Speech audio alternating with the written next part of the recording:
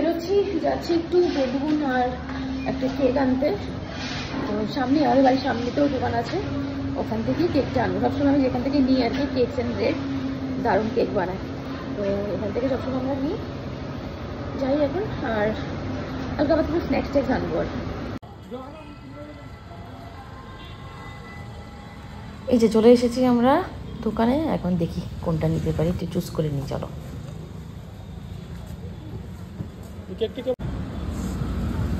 এই যে আমরা এই কেকটা নিয়েছি। কেমন হয়েছে তোমরা অবশ্যই কমেন্ট করে জানাবে। আর তার সাথে সাথে এখান থেকে একটু প্যাটিসও নিয়ে নিয়েছি, কেন কি অনেকে চিকেন খায় না, তার জন্য এখান থেকে এগ প্যাটিস।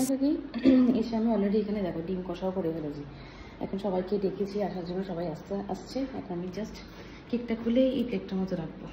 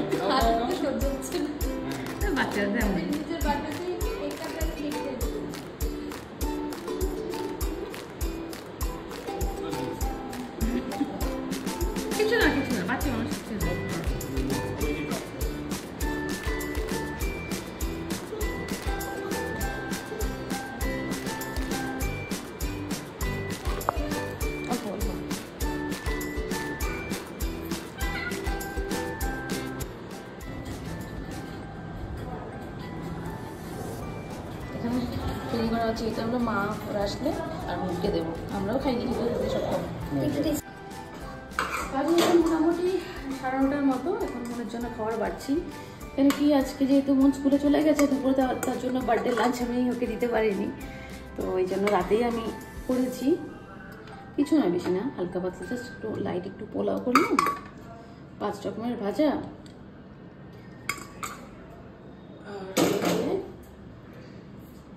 আর হলো গিয়ে একটু ডিম কষা। চলো এদিকে আছে মন,